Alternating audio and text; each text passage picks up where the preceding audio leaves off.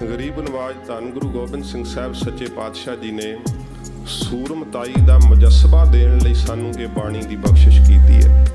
ਭਾਵੇਂ ਕਿ ਜੇ ਮੈਂ ਨਿੰਦਕਾਂ ਵਿਰੋਧੀਆਂ ਦੀਆਂ ਗੱਲਾਂ ਲੈ ਕੇ ਚੱਲਾਂਗਾ ਤੇ ਸਮਾਂ ਇੰਨਾ ਨਹੀਂ ਕਿ ਫਿਰ ਮੈਂ ਉਹਨਾਂ ਦੀਆਂ ਗੱਲਾਂ ਦਾ ਹੀ ਜਵਾਬ ਦਿੰਦਾ ਰਹਾਂਗਾ ਕਿ ਸ਼੍ਰੀ ਗੁਰੂ ਗ੍ਰੰਥ ਸਾਹਿਬ ਜੀ ਦੀ ਬਾਣੀ ਵੀ ਤਾਂ ਸੂਰਬੀਰ ਬਣਾਉਣ ਵਾਸਤੇ ਹੈ, ਇਹਦੇ ਵਿੱਚ ਕੋਈ ਸ਼ੱਕ ਨਹੀਂ। ਪਰ ਜੰਗਾਂ ਦਾ ਵੇਰਵਾ ਜਿਹੜਾ ਨਾ ਖੁਲਾਸੇ ਸਹਿਤ ਉਹ ਸ਼੍ਰੀ ਦਸਮ ਗ੍ਰੰਥ ਦੇ ਵਿੱਚ ਸਤਿਗੁਰੂ ਜੀ ਨੇ ਕੀਤਾ, ਚੰਡੀ ਦੀ ਵਾਰ ਦੇ ਅੰਦਰ ਕੀਤਾ। ਆਪਾਂ ਕੁਝ ਹੋਰ ਸਮਝਦੇ ਹਾਂ। ਸੰਤ ਬਾਬਾ ਜਰਨੈਲ ਸਿੰਘ ਜੀ ਮਹਾਂਪੁਰਖ ਫਿਰੋਜ਼ਪੁਰ ਦੇ ਨੇੜੇ ਕਥਾ ਕਰਨ ਲਈ ਗਏ। ਮਹਾਂਪੁਰਸ਼ਾਂ ਨੂੰ ਉਹ ਜਿਹੜੇ ਪ੍ਰਬੰਧਕ ਸੀ ਉਹ ਕਹਿਣ ਲੱਗੇ ਕਿ ਮਹਾਰਾਜ ਠੰਡੀ ਦੀ ਕਥਾ ਕਰਿਓ, ਗਰਮ ਕਥਾ ਨਾ ਕਰਿਓ, ਕਿਉਂਕਿ ਮਹਾਂਪੁਰਖਾਂ ਨੂੰ ਉਸ ਸਮੇਂ ਹਾਲਾਤਾਂ ਦੀ ਮਜਬੂਰੀ ਖਾਤਰ ਸਭ ਕੁਝ ਬੋਲਣਾ ਪੈਂਦਾ ਸੀ, ਦੱਸਣਾ ਪੈਂਦਾ ਸੀ।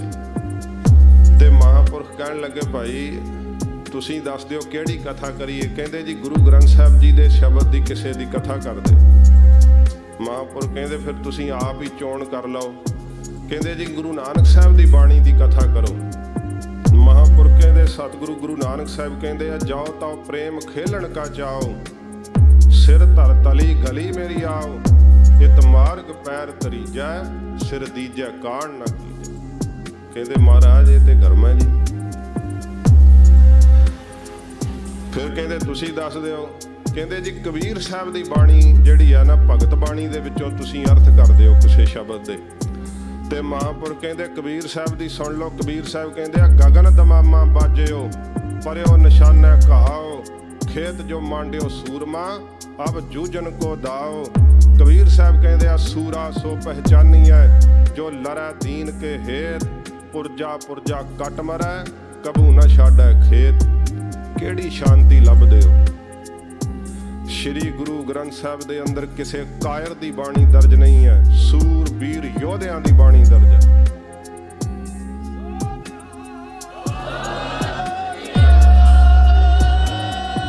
ਬਾਬਾ ਨਾਮਦੇਵ ਜੀ ਨੂੰ ਉਹਨਾਂ ਦੀ ਮਾਤਾ ਨੇ ਕੀ ਕਿਹਾ ਸੀ? ਇਹ ਹੀ ਕਿਹਾ ਨਾ ਪੁੱਤਰ ਛੋੜ ਰਾਮ ਕੀ ਨਾ ਭਜੈ ਖੁਦਾਏ। ਤੇ ਕੀ ਬਾਬਾ ਨਾਮਦੇਵ ਜੀ ਨੂੰ ਨਹੀਂ ਪਤਾ? ਕਹਿੰਦੇ ਮਾਂ ਮੈਨੂੰ ਪਤਾ ਹੈ ਕਿ ਖੁਦਾ ਵੀ ਉਹਦਾ ਹੀ ਨਾਮ ਹੈ ਤੇ ਰਾਮ ਵੀ ਉਹਦਾ ਹੀ ਨਾਮ ਹੈ, ਪਰ ਇਹ ਜ਼ਬਰਦਸਤੀ ਕਹਾਉਣਾ ਚਾਹੁੰਦੇ ਉਹਦੇ ਨਾਲ ਨਹੀਂ ਮੈਂ ਲਿਖਣ ਲੱਗਾ।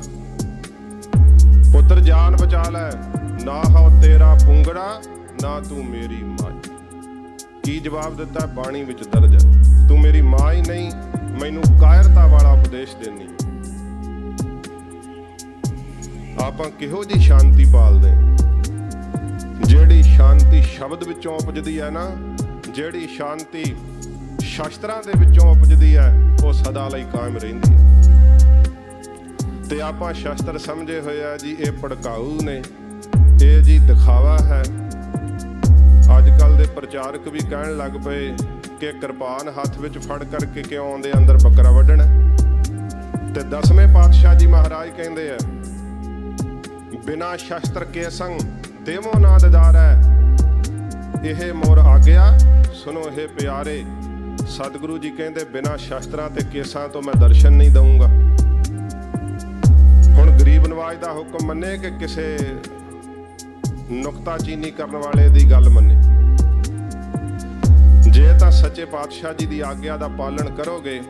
ਗੁਰੂ ਗੋਬਿੰਦ ਸਿੰਘ ਸਾਹਿਬ ਜੀ ਮਹਾਰਾਜ ਜਿਸ ਸਮੇਂ ਜੋਤੀ ਜੋਤ ਸਮਾਉਣ ਲੱਗੇ ਨਾ, ਇਤਿਹਾਸ ਵਿੱਚ ਅੰਕਿਤ ਬਚਨ ਨੇ। ਸੱਚੇ ਪਾਤਸ਼ਾਹ ਮਹਾਰਾਜ ਜਦੋਂ ਕਮੈਤ ਘੋੜੇ ਤੇ ਸਵਾਰ ਸੀਗੇ, ਗਰੀਬ ਨਵਾਜ ਸਤਿਗੁਰੂ ਨੇ ਕਨਾਤ ਕਰਾਈ ਹੋਈ ਸੀ।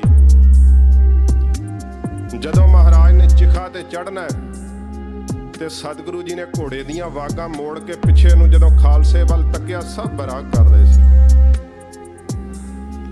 ਜਿੱਦਾਂ ਪਿਤਾ ਨੂੰ ਪੁੱਤਰ ਵੱਲ ਵੇਖ ਕੇ ਫਿਰ ਪਿਆਰ ਆ ਜਾਂਦਾ ਨਾ, ਤੇ ਗੁਰਦੇਵ ਨੇ ਖਾਲਸੇ ਨੂੰ ਸੰਬੋਧਨ ਹੋ ਕਰਕੇ ਕਿਹਾ ਖਾਲਸਾ ਜੀ ਸ਼ਬਦ ਕਰਕੇ ਅਸੀਂ ਸਦਾ ਹੀ ਤੁਹਾਡੇ ਕੋਲ ਹਾਂ। ਦੋ ਬਚਨ ਸਾਡੇ ਯਾਦ ਰੱਖਣੇ, ਗੁਰਬਾਣੀ ਤੇ ਵਾਹਿਗੁਰੂ ਮੰਤਰ ਨੂੰ ਕਦੇ ਨਹੀਂ ਵਿਸਾਰਨਾ, ਤੇ ਸ਼ਸਤਰ ਵਿਦਿਆ ਦਾ ਅਭਿਆਸ ਨਾ ਤਿਆਗਿਓ। ਸੰਸਾਰ ਦੀ ਕੋਈ ਕੌਮ ਤੁਹਾਨੂੰ ਗੁਲਾਮ ਨਹੀਂ ਕਰ ਸਕੇਗੀ। ਇਹ ਸਾਹਿਬ ਨੇ ਜੋਤੀ ਜੋਤ ਸਮਾਉਣ ਲੱਗਿਆ ਬਚਨ ਕਹੇ ਸੀ, ਅੰਕਿਤ ਨੇ ਇਤਿਹਾਸ ਵਿੱਚ। ਜੇ ਆਪਾਂ ਵੇਖੀਏ ਕਿ ਸਾਡੇ ਕੋਲ ਉਹ ਗੁਰੂ ਜੀ ਦੀ ਧਰੋਹਰ ਹੈ, ਨਹੀਂ ਹੈ। ਸ਼ਾਸਤਰ ਜਦੋਂ ਆਪਣੇ ਵੱਡਿਆਂ ਦੇ ਪੂਰਵਜਾਂ ਦੇ ਵੇਖੋਗੇ ਨਾ, ਸ਼੍ਰੀ ਅਕਾਲ ਤਖਤ ਸਾਹਿਬ ਤੇ ਜਾਓ, ਇੱਕ ਪੂਰਾ ਪੀੜਾ ਸਾਹਿਬ ਜਦੋਂ ਬਾਕੀ ਰਹਿ ਜਾਂਦਾ, ਕਹਿੰਦੇ ਹੁਣ ਬਾਬਾ ਜੀ ਸਾਹਿਬ, ਬਾਬਾ ਦੀਪ ਸਿੰਘ ਸਾਹਿਬ ਦੇ ਸ਼ਾਸਤਰ ਆਉਗੇ। ਇੰਨੇ ਵੱਡੇ ਸ਼ਾਸਤਰਾਂ ਦਾ ਕਮਰ ਕੱਸਾ ਨਾਭੇ ਵਾਲੇ ਰਾਜਿਆਂ ਨੇ ਹੁਣ ਇੱਕ ਤੇਗਾ ਜਿਹੜਾ ਨਾ ਤਖਤ ਸ੍ਰੀ ਕੇਸਗੜ੍ਹ ਸਾਹਿਬ ਭੇਟ ਕੀਤਾ, ਹੁਣ ਦਰਸ਼ਨ ਕਰਵਾਏ ਜਾਂਦੇ ਆ।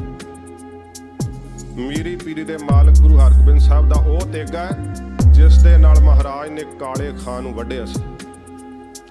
ਜਦੋਂ ਗੁਰਦੇਵ ਨੇ ਕਾਲੇ ਖਾਂ ਦੇ ਸਿਰ ਵਿੱਚ ਉਹ ਤੇਗਾ ਮਾਰਿਆ ਸੀ ਨਾ, ਘੋੜੇ ਦੀ ਕਾਠੀ ਤੱਕ ਵੱਢ ਦਿੱਤਾ ਸੀ ਕਾਲੇ ਖਾਂ। ਤੇ ਮਹਾਂਪੁਰਸ਼ਾਂ ਨੇ ਇਸ ਬਚਨ ਦਾ ਹਵਾਲਾ ਦਿੰਦਿਆਂ ਹੋਇਆਂ ਇਹ ਸ਼ਬਦ ਕਹੇ ਹੈ, ਮੀਰੀ ਪੀਰੀ ਦੇ ਮਾਲਕ ਗੁਰੂ ਹਰਗੋਬਿੰਦ ਸਾਹਿਬ ਦੇ ਅੰਦਰ ਦਇਆ ਵੀ ਇੰਨੀ ਹੈ ਕਿ ਗੁਰਦੇਵ ਨੂੰ ਫੁੱਲ ਦੇ ਟੁੱਟਣ ਕਰਕੇ ਦਰਦ ਮਹਿਸੂਸ ਹੁੰਦਾ ਹੈ।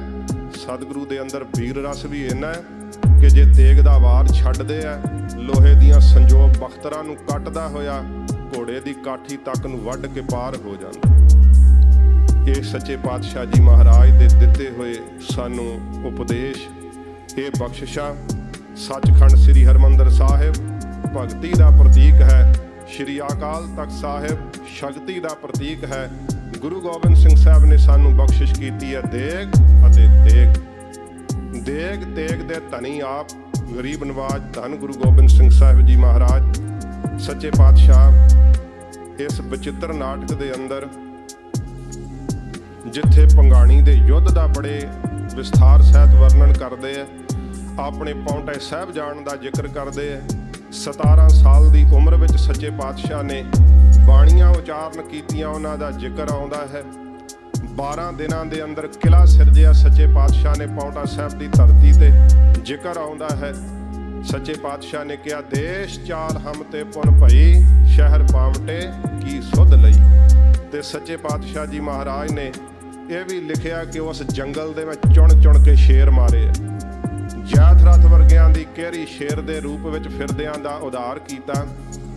ਸਤਿਗੁਰੂ ਜੀ ਦੀ ਵੀਰਤਾ ਦਾ ਮੁਜੱਸਮਾ ਥੋੜੀ ਜੀ ਝਲਕ ਆਪ ਜੀ ਦੇ ਸਾਹਮਣੇ ਰੱਖਦਾ, ਥੋੜੀ ਜੀ ਝਲਕ ਦਰਸ਼ਨ ਕਰਨ ਦਾ ਯਤਨ ਕਰਨਾ। ਫਤਿਹ ਸ਼ਾਹ ਰਾਜਾ ਸਤਿਗੁਰੂ ਜੀ ਦੇ ਕੋਲ ਆਇਆ, ਮੈਂ ਵਿਸਥਾਰ ਨਹੀਂ ਕਰਾਂਗਾ। ਮੇਦਨੀ ਸ਼ਾਹ ਕੋਲ ਬੈਠਾ ਸੀ, ਮੇਦਨੀ ਪ੍ਰਕਾਸ਼ ਵਾਹਿਗੁਰੂ ਨਾਹਣ ਦਾ ਰਾਜਾ। ਆ ਕਰਕੇ ਖਬਰ ਦਿੱਤੀ ਸੱਚੇ ਪਾਤਸ਼ਾਹ, ਇੱਕ ਸ਼ੇਰ ਬੜਾ ਤੰਗ ਕਰਦਾ, ਮਾਲ ਡੰਗਰ ਖਾ ਜਾਂਦਾ।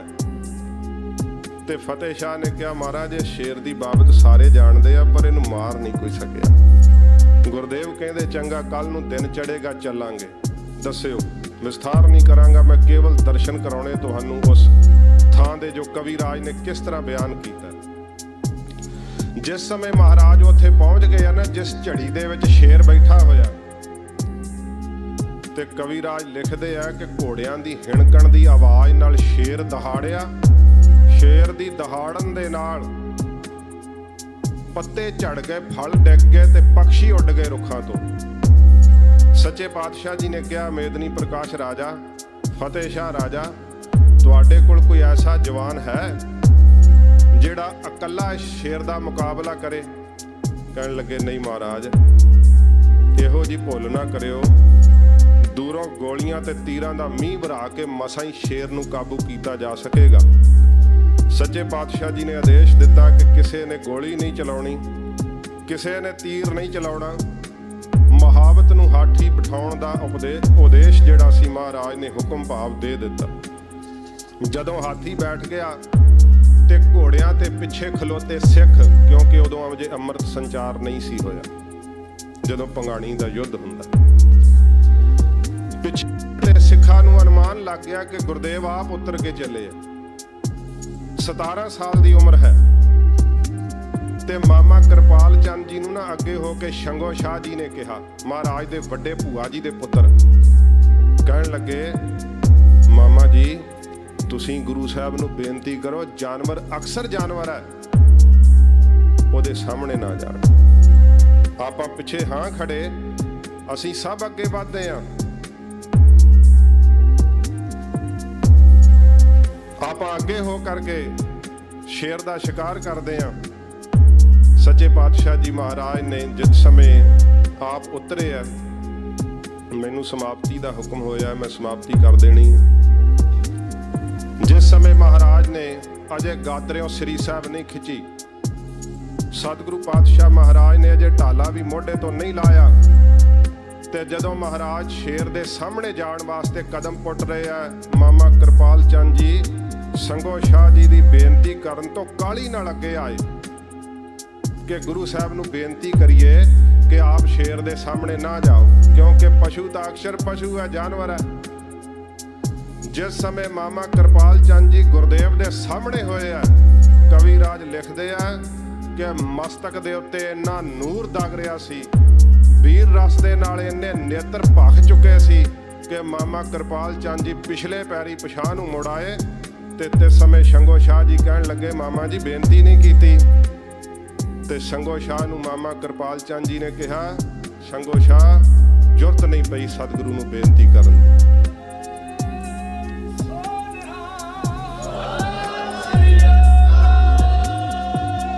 ਮੇਰਾ ਹਿਆ ਨਹੀਂ ਪਿਆ। ਸੱਚੇ ਪਾਤਸ਼ਾਹ ਜੀ ਮਹਾਰਾਜ ਐਸੇ ਸੂਰਮਤਾਈ ਦੇ ਮੁਜੱਸਮੇ ਗਰੀਬ ਨਵਾਜ਼।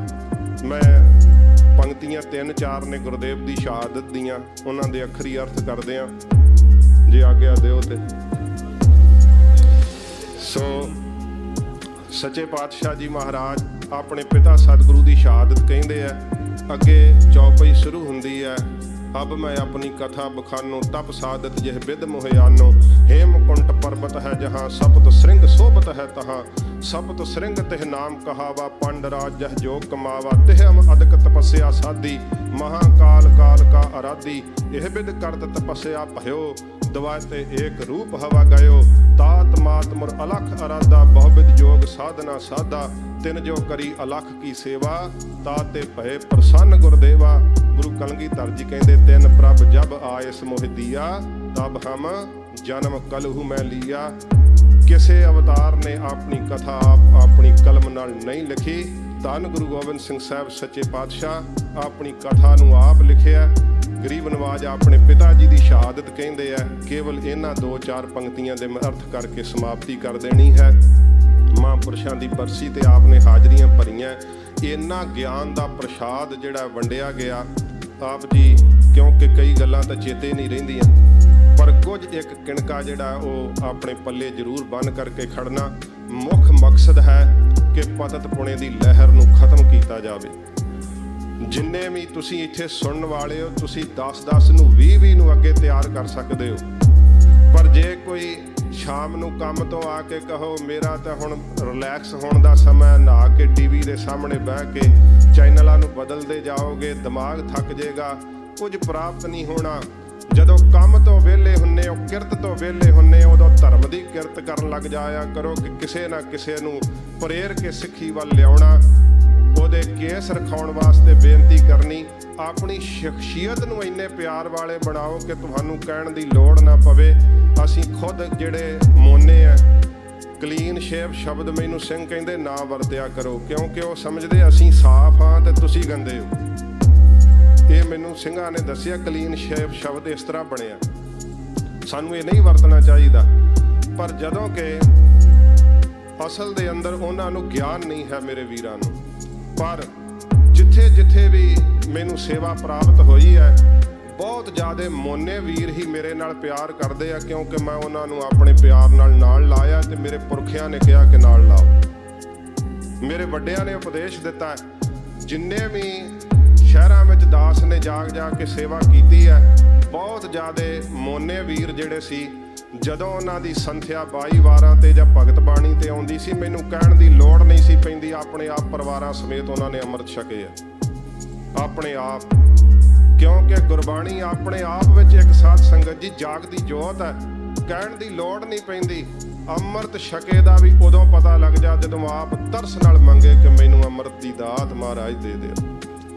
ਸੱਚੇ ਪਾਤਸ਼ਾਹ ਆਪਣੇ ਗੁਰਦੇਵ ਪਿਤਾ ਜੀ ਬਾਰੇ ਕਹਿੰਦੇ ਨੇ। ਆਓ ਮੈਂ ਫਿਰ ਸਮਾਪਤੀ ਕਰਾਂਗਾ। ਮਹਾਰਾਜ ਨਾਲ ਜੁੜਦੇ ਹੋਏ ਆਖੋ ਜੀ ਸਤਨਾਮ ਸ਼੍ਰੀ ਵਾਹਿਗੁਰੂ ਸਾਹਿਬ ਜੀ। ਤਿਨ ਤੇ ਤੇਗ ਬਹਾਦਰ ਭਏ। ਗੁਰੂ ਗੋਬਿੰਦ ਸਿੰਘ ਸਾਹਿਬ ਜੀ ਮਹਾਰਾਜ ਕਹਿੰਦੇ ਆ, ਗੁਰੂ ਹਰਕ੍ਰਿਸ਼ਨ ਸਾਹਿਬ ਜੀ ਮਹਾਰਾਜ ਜਦੋਂ ਸੱਚਖੰਡ ਗਏ, ਤਿੰਨ ਤੇ ਤੇਗ ਬਹਾਦਰ ਭਏ। ਤਿੰਨਾਂ ਤੋਂ ਗੁਰੂ ਹਰਕ੍ਰਿਸ਼ਨ ਸਾਹਿਬ ਜੀ ਤੋਂ ਗੁਰੂ ਤੇਗ ਬਹਾਦਰ ਸਾਹਿਬ ਜੀ ਵਰਸੋਏ।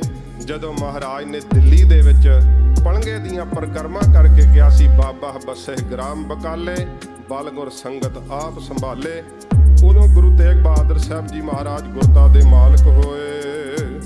ਤਿਲਕ ਅੰਜੂ ਰਾਖਾ ਪ੍ਰਭ ਤਾਂ ਕਾ। ਜਦੋਂ ਵੱਡਿਆਂ ਸਤਿਗੁਰਾਂ ਜੀ ਤੱਕ ਸਤਿਗੁਰੂ ਜੀ ਨੇ ਜ਼ਿਕਰ ਕੀਤਾ ਨਾ, ਤੇ ਗੁਰਦੇਵ ਪਿਤਾ ਦੀ ਸ਼ਹਾਦਤ ਦਾ ਕੇਵਲ ਤੇ ਕੇਵਲ ਸਾਧ ਸੰਗਤ ਜੀ ਇਸ ਪਾਵਨ ਗ੍ਰੰਥ ਦੇ ਅੰਦਰ ਜ਼ਿਕਰ ਹੈ।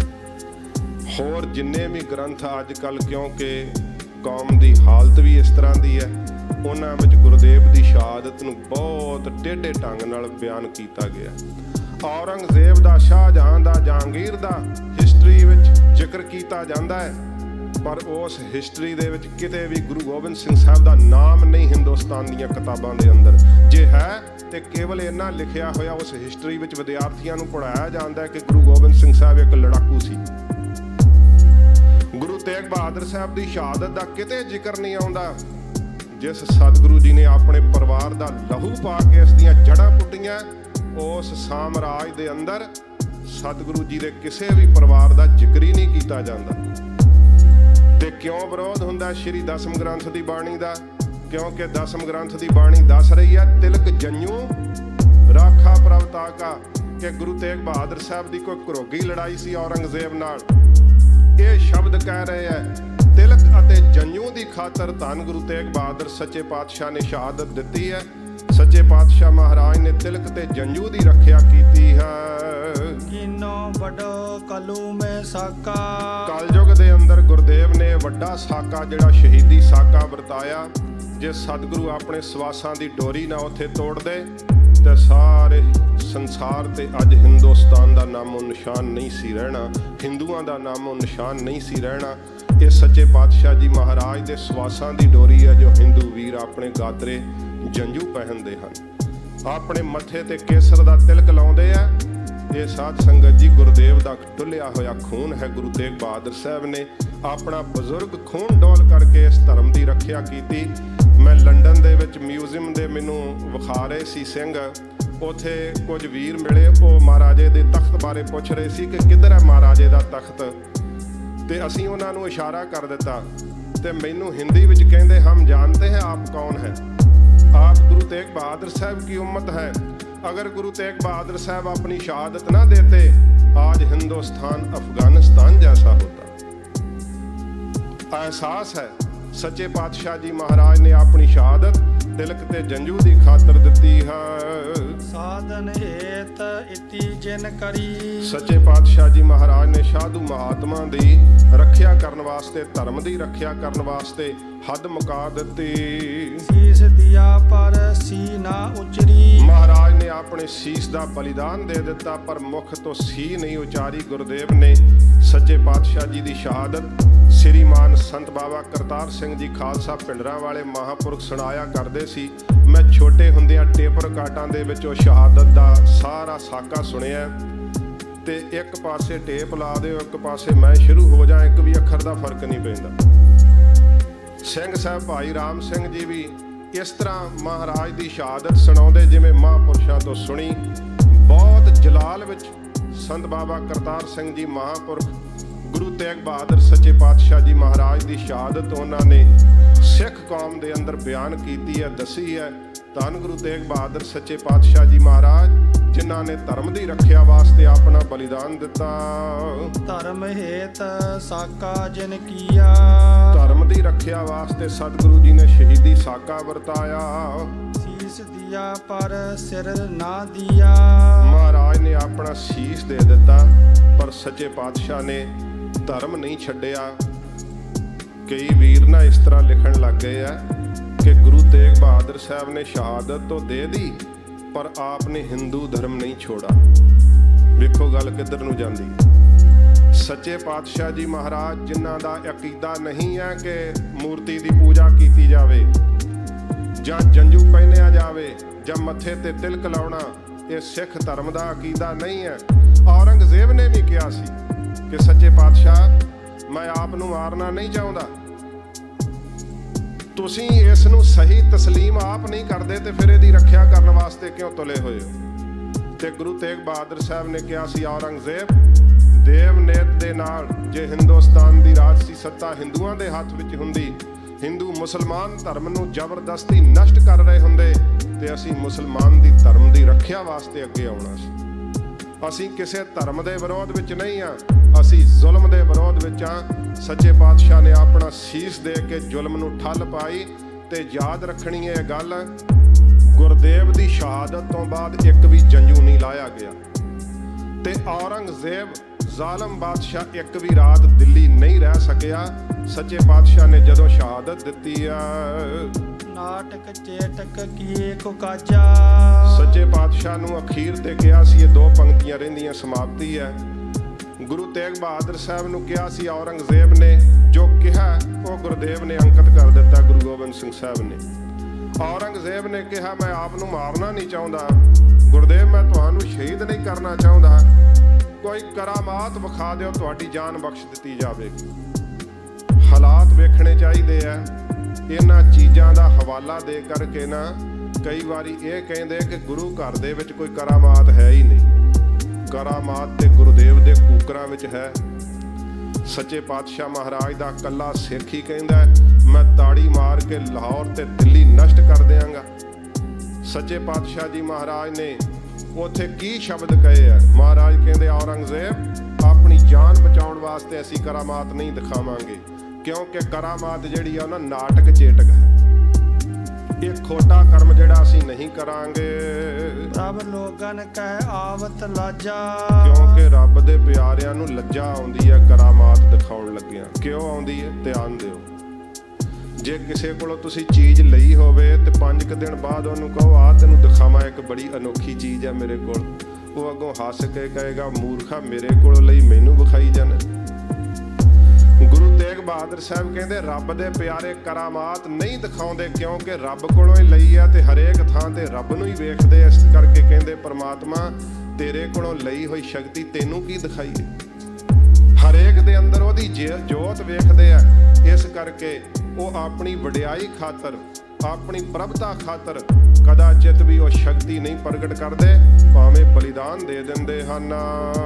ਦੋਹਰਾ ਠੀਕਰ ਫੋਰ ਦਲੀਸ ਸਿਰ, ਦਿੱਲੀ ਦੇ ਬਾਦਸ਼ਾਹ ਔਰੰਗਜ਼ੇਬ ਦੇ ਸਿਰ ਤੇ ਠੀਕਰਾ ਤੋੜ ਦਿੱਤਾ ਗੁਰੂ ਤੇਗ ਬਹਾਦਰ ਸਾਹਿਬ ਨੇ ਆਪਣੇ ਸਰੀਰ ਦਾ। ਪ੍ਰਭੁਰ ਕੀਆ ਪਿਆਨ, ਤੇ ਸੱਚਖੰਡ ਨੂੰ ਸੱਚੇ ਪਾਤਸ਼ਾਹ ਨੇ ਬਿਆਨਾ ਕੀਤਾ। ਏਕ ਬਹਾਦਰ ਸੀ ਕਿਰਿਆ, ਗੁਰੂ ਗੋਬਿੰਦ ਸਿੰਘ ਸਾਹਿਬ ਜੀ ਕਹਿੰਦੇ ਆ ਸਤਿਕਾਰਯੋਗ ਪਿਤਾ ਗੁਰੂ ਤੇਗ ਬਹਾਦਰ ਸਾਹਿਬ ਵਰਗਾ ਕਾਰਜ ਕਰੀ ਨਾ ਕਿਨਹੂ ਆਨ, ਕਿਸੇ ਨੇ ਵੀ ਇਸ ਸੰਸਾਰ ਤੇ ਆ ਕੇ ਨਹੀਂ ਕੀਤਾ, ਕਿਉਂਕਿ ਹਰ ਕੋਈ ਆਪਣੇ ਧਰਮ ਵਾਸਤੇ ਤਾਂ ਬਲੀਦਾਨ ਦਿੰਦਾ ਹੈ। ਗੁਰਦੇਵ ਨੇ ਤਿਲਕ ਤੇ ਜੰਝੂ ਦੀ ਖਾਤਰ ਆਪਣਾ ਬਲੀਦਾਨ ਦਿੱਤਾ ਏ।